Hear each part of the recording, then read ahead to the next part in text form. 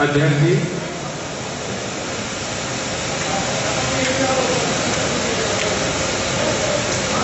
मंच पर विराजमान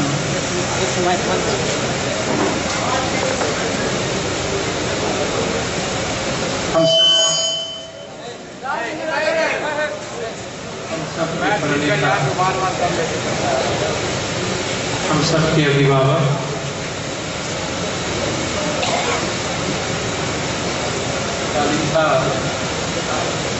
और विचारों के व्यक्तित्व के धनी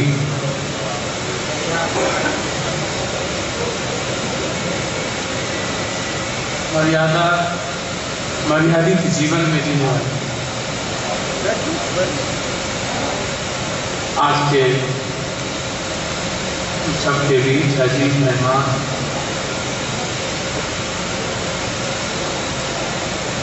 और मेरे अंतरंग रिश्ते भी और उनके रिश्ते भी इस मंच के आयोजन के उद्घाटन करता श्रद्धेय महेंद्र बाबू,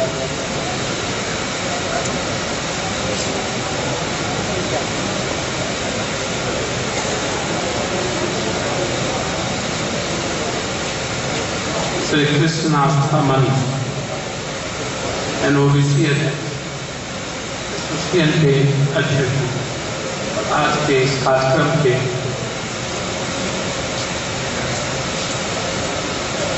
संयोजक डॉक्टर नवनीत जी, प्रोफेसर जगदीश बाबू, संचालन कर रहे प्रिय भाई मनोज बाबू, मंच पर विराजमान पूर्व सांसद रंजीत रंजन जी,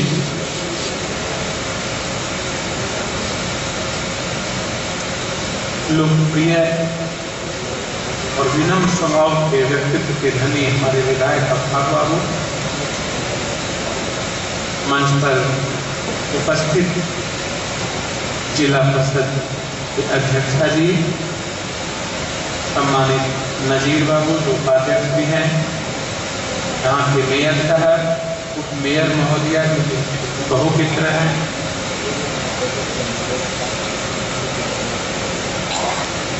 पूर्णिया के उप मेयर साहब, मंच पर बैठे दिल्ली और पटना से आए समाज के लिए अनवरत संघर्ष और विचारों के सतत पथ पर चलने वाले सभी सम्मानित नेतागण,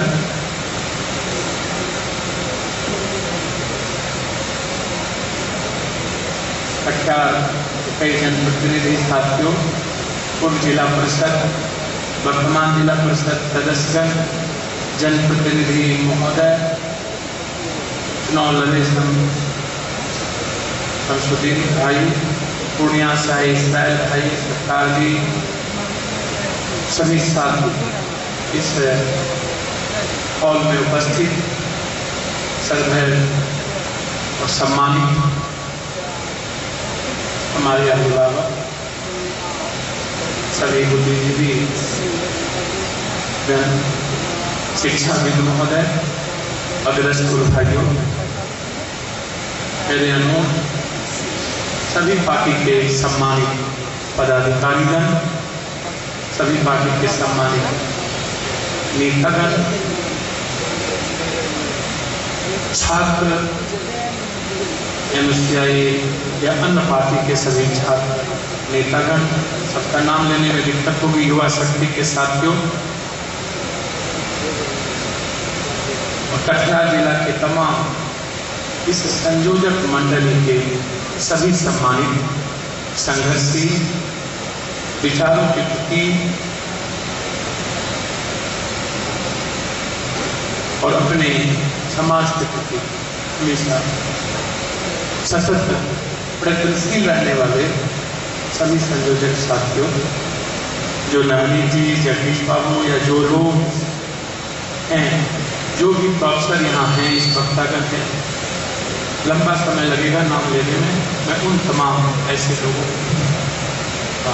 अंतःकरण से मैं सम्मान करता हूँ जो यहाँ 6 घंटे से उपस्थित हैं, बैठे हैं, मंच पर बैठे हैं, दूर से आए हैं, जो हमारे बीच नहीं है, चले गए, विधायक जी थे, पूर्व विधायक राम प्रकाश जी थे, जो सभी लोग और जो इस आयोजन को करने में लगातार जो साथी, जो जिसे कार्यकर्ता लोग कहते हैं, हम उन्हें मित्र या साथी या उन्हें अनुज कहते हैं, तमाम ऐसे साथी जिनका नाम मैं नहीं जानता, वो लोग जो लगातार चाय पानी सभी लोग कर रहे थे, तमाम साथियों बहुत बहुत धन्यवाद कि लगातार आपके बीच आपके अतिथि में वो लगे रहे। और पत्रकार बंधु,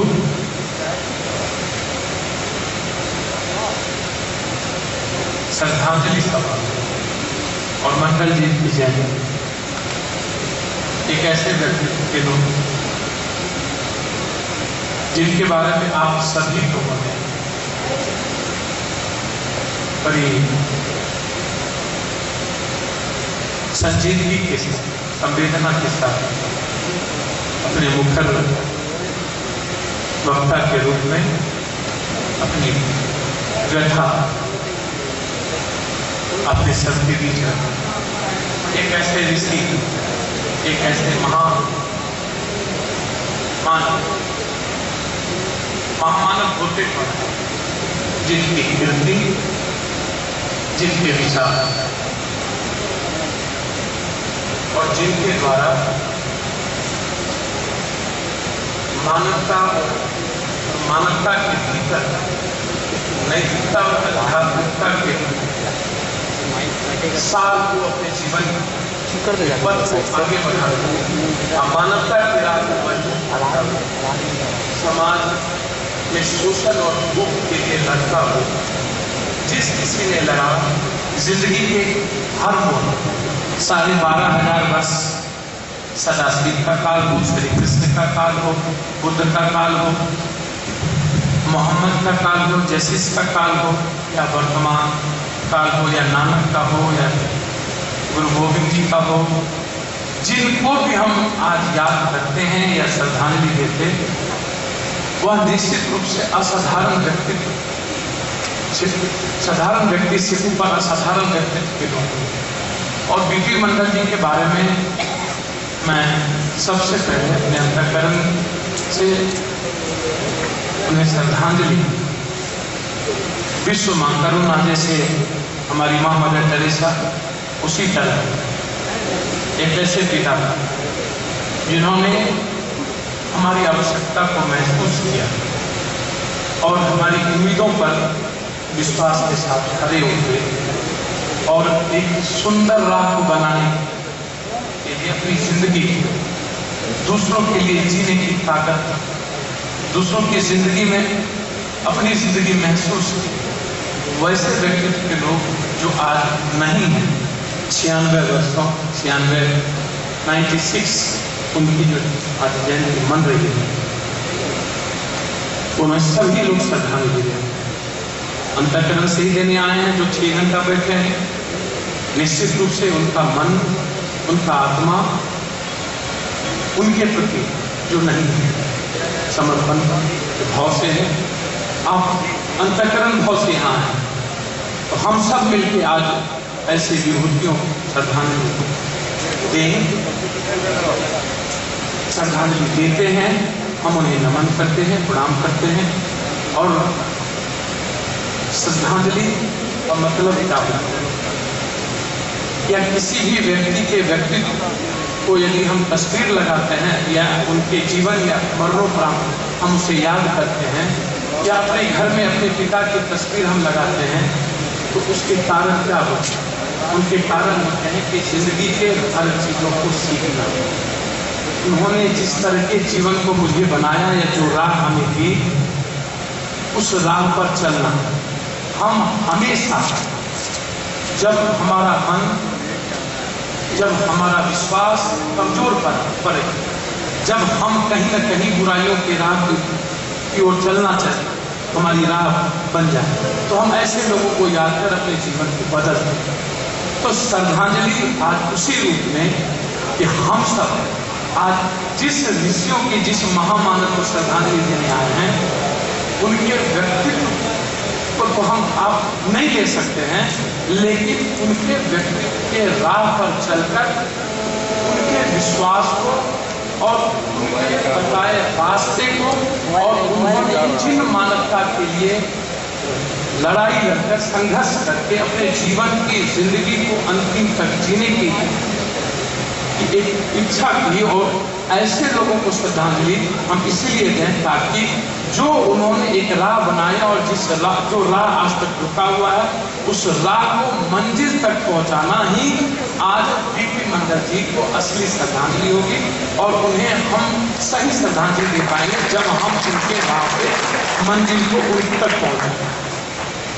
मित्रों, आप सबका भी बहुत बहुत सम्मान, बहुत बहुत अतिथि जो लोग यहाँ आए, खासतौर पर जो बुद्धिजीवी हैं, जो अपने विचारों के सतत ताकत पर चलते हैं। व्यक्ति की पहचान सिर्फ विचारों से होती है। व्यक्ति की पहचान ताकत, कुर्सी, दौलत, जात या धर्म, मजहब से नहीं। व्यक्ति की पहचान सिर्फ जितनी दुनिया में जिस किसी ने इतिहास लिखा है या जिस किसी ने इतिहास बनाया है, वो अपने विचारों के सतत ताकत पर ही इतिहास बनाया। हम समझते हैं कि इतिहास बोलने वाले, इतिहास को जानने वाले और इतिहास को दोहराने वाले इतिहासकार नहीं होते। इतिहास बनाने वाले ही इतिहासकार होते हैं। मैं आप सबसे कहूंगा, जाने जरूर, सीखें जरूर, समझें जरूर, लेकिन अपने भीतर जो परमात्मा ने सभी मनुष्य के भीतर एक ताकत दी है, बहुत ऐसा नहीं है कि किसी को असीम ताकत दे दी और किसी को छोटी ताकत दे दी। हर व्यक्ति के भीतर निर्माण करने की ताकत है, और हर व्यक्ति ही इस दुनिया में महापुरुष भी बने, ऋषि भी बने और दुनिया के बहुत बड़े क्रांतिकारी भी बने।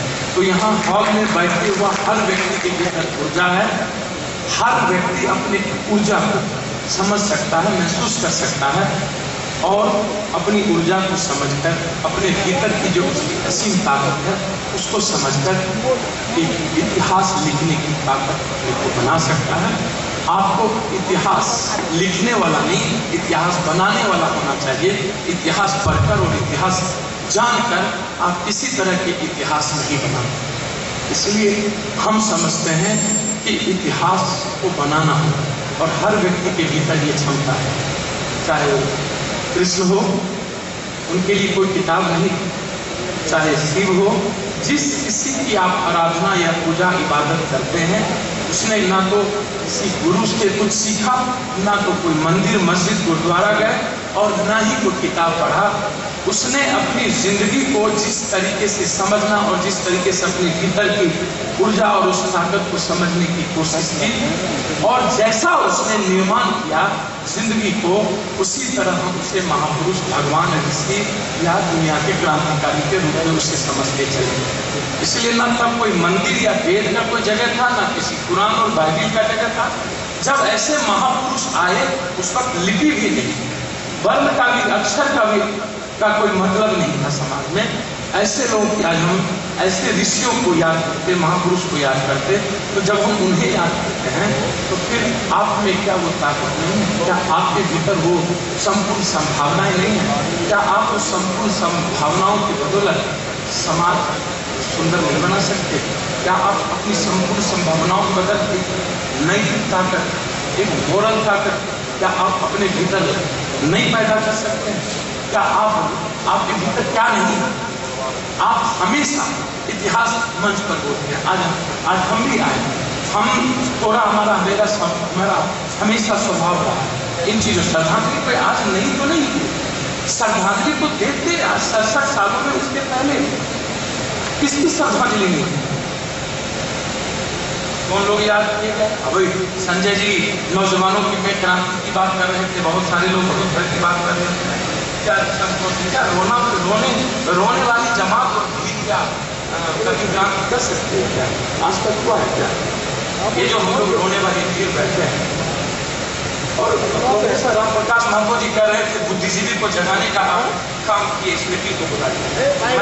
मेरी अपनी समझ है कि बुद्धिजीवी कभी नहीं जग सकता है, क्योंकि उसका अहंकार इतना जगा हुआ रहता है कि वो सवाल नहीं है। बुद्धिजीवी कभी जग ही नहीं सकता, क्योंकि अहंकार हमेशा जगे हमेशा। इतिहास ही नहीं है बुद्धिजीवियों को जागे। कौन कहता है कि बुद्धिजीवी जग सकता है? और आज जो हालात हैं, हमारे संतोषी नौजवानों की क्रांति की बात करें या हम एक बात हम नोट किए थे, लिख रहे थे कि कुछ लोगों ने कहा ब्राह्मणवादी व्यवस्था। हम आपसे श्री कृष्ण चेतना परिषद, श्री कृष्ण आस्था पर सुषमा जी नहीं है, उन्होंने कहा कि कृष्ण के नाम पर क्रांति कर डाली। सुषमा जी प्रोफेसर तो हैं श्री कृष्ण के व्यक्तित्व के बारे में, कृष्ण सुषमा जी नहीं समझे और जबरदस्ती किसी को क्रांति कृष्ण की राह की ओर बढ़ा दे। कृष्ण ने कभी भी कर्म के अलावे मानवीय पहलू को कभी भी दूसरी चीजें जिंदगी में नहीं बताई। श्री कृष्ण दुनिया को बनाने के लिए अपने विचारों और अपने जो धर्म का मतलब हिंदू या मुसलमान धर्म नहीं, श्री कृष्ण के भीतर जो मानव धर्म के प्रति लड़ने, जो उसके भीतर एक समाज बनाने की, मानवता को स्थापित करने की ताकत थी। जब वो गोकुल जाते थे तब भगवान का स्वरूप, जब वो मथुरा जाते थे तो राजा का स्वरूप।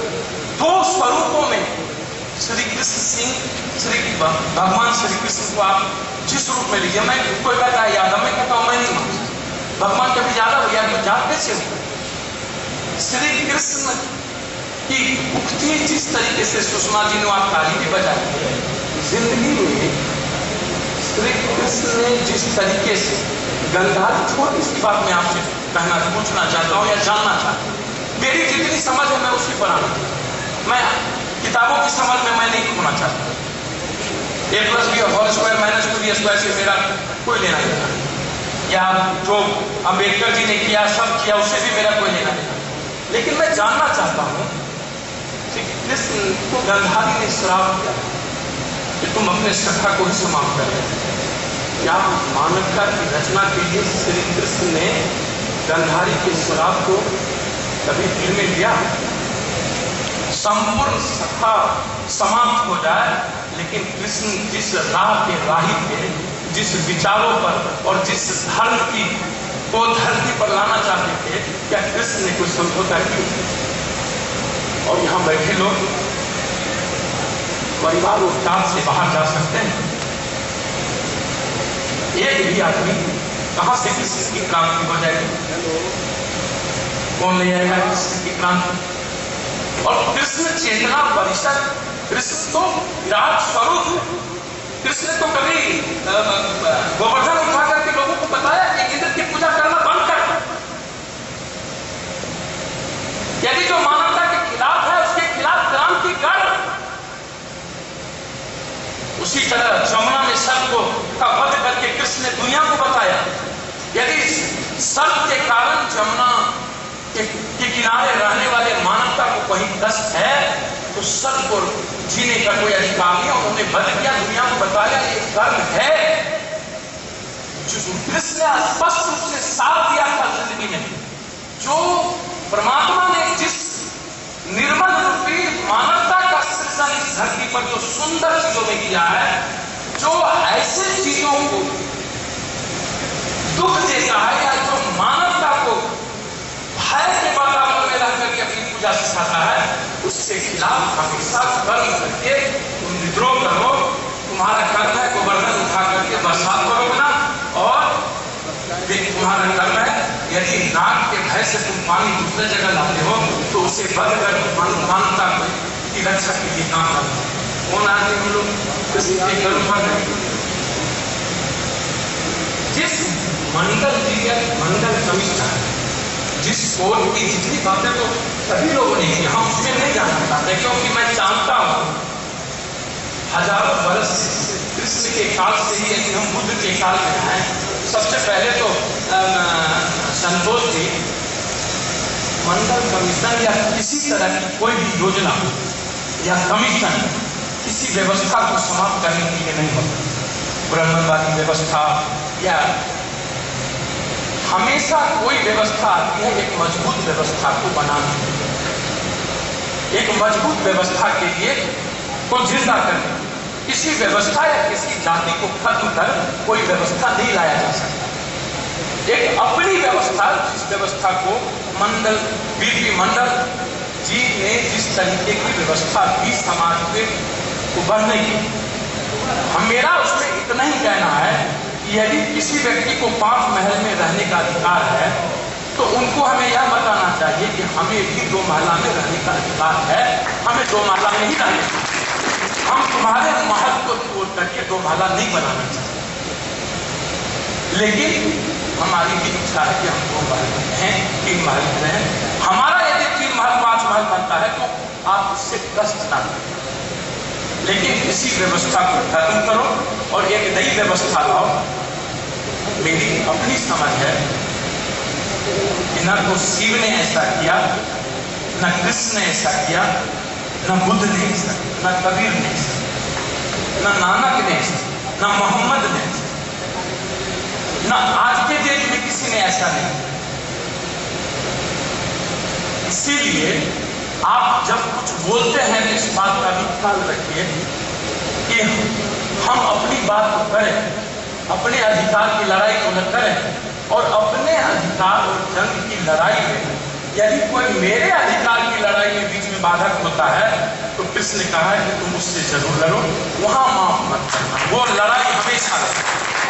लेकिन यदि हमारे लड़ाई में तुम किनारे खड़े हो और हमारे लड़ाई में तुम लड़ने का हमें अधिकार दे रहे हो तो हमें किसी को ठेस पहुंचाने का भी अधिकार कृष्ण की उक्ति और पंक्ति में ही नहीं।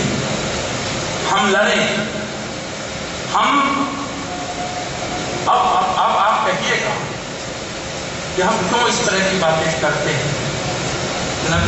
हमारे डॉक्टर नवनीत क्रांतिकारी आदमी है, क्रांतिकारी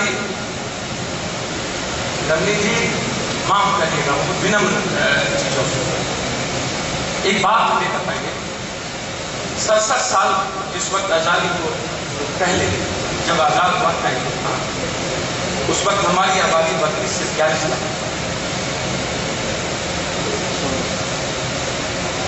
जिंदगी की सारी बुराइयां जो आज स्थापित है समाज के हर व्यक्ति के लिए, जैसे जाति, बगैर जाति जैसी जहर को खत्म किए और बगैर बुराइयों जैसी जहर को खत्म किए किसी भी तरह का आंदोलन और संघर्ष इस धरती पर किया जा सकता है।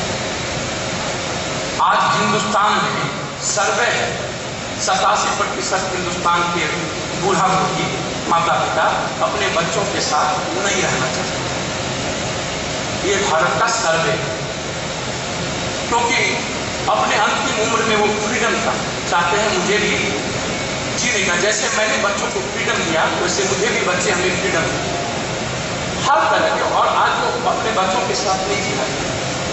जब माता पिता अपने बच्चों के साथ जीना नहीं चाहते, एक पड़ोस अपने पड़ोस के साथ रहना नहीं चाहता, एक भाई अपने भाई के साथ रहना नहीं चाहता, बीपी मंडल जी को याद कौन करे? बटवेश्वर दत्त जिसने हिंदुस्तान की आजादी में अपनी जिंदगी कमाई, उसके गांव में कलकत्ता में जब हम सर्वे कराया और हम गए थे एक टीम, उन बटवेश्वर दत्त को परिवार को खाना नसीब नहीं था और उसके गांव में बटवेश्वर दत्त के बारे में पता नहीं था कि बटवेश्वर दत्त कौन सी चिड़िया का नाम है। दक्षता में, ये मैं नहीं कह रहा हूं, ये नेशनल टीवी पर सर्वे था। एक दिन नेशनल टीवी पर ये दिखाए जा रहे थे, हम नहीं बोल रहे। उसके बाद हमने कलकत्ता भेजा अपनी टीम। भगत सिंह का परिवार पंजाब में फुटपाथ पर ठेला चला करके खाना, और जेएनयू से आके आप लोग ऐसी ऐसी कभी कभी बात करते हैं।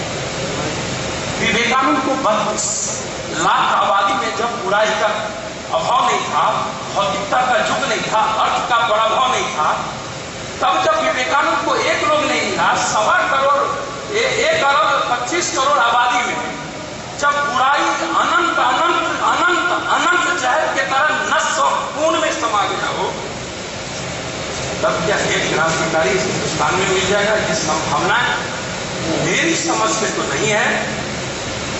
यह बात मैंने अन्ना को भी लिखा कि अन्ना जी, जब विवेकानंद को एक लोग नहीं मिले, 5 खोजने चले 39 साल की जिंदगी में, महात्मा बुद्ध को भारत छोड़ना पड़ा, कबीर को जीते जी किसी ने हिंदू मुसलमान नहीं माना, ना दफनाया ना जलाया,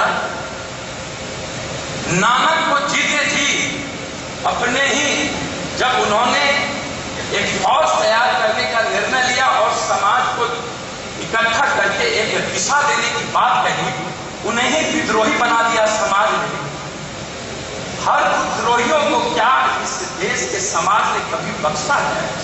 तो आज बख्शेगा?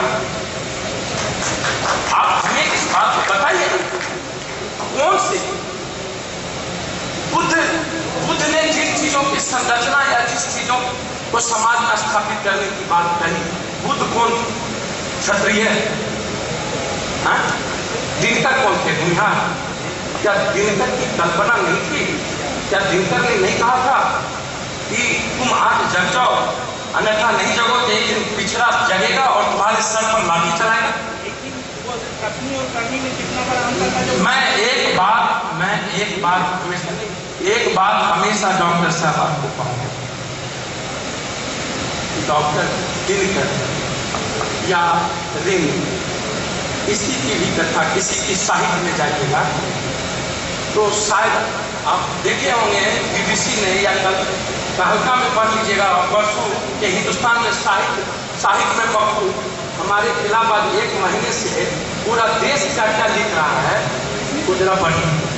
तहलका खरीद के जरूर पढ़िएगा, साहित्य में पप्पू पर क्या लिखा है, बर्बरों ने क्या लिखा, जब सत्ता ने क्या लिखा। मैं जो बात आप कह रहे हैं, समाज को बुद्धम शरणम गच्छामि की बात प्रोफेसर गौतम जी ने जिन बातों के बाद बुद्ध थे, बुद्ध क्या दलित थे? समाज में ऐसे लोग भी हैं दुनिया में। अभी मस्तराम कपूर की हम एक कहानी पढ़ रहे थे, मस्तराम कपूर जी ने किसी को काफी गाली, उनकी लेख लिखी। समाज में हमेशा लोहिया कौन थे? बनिया, बड़े बनिया के व्यापारी थे। जयप्रकाश नारायण कौन थे?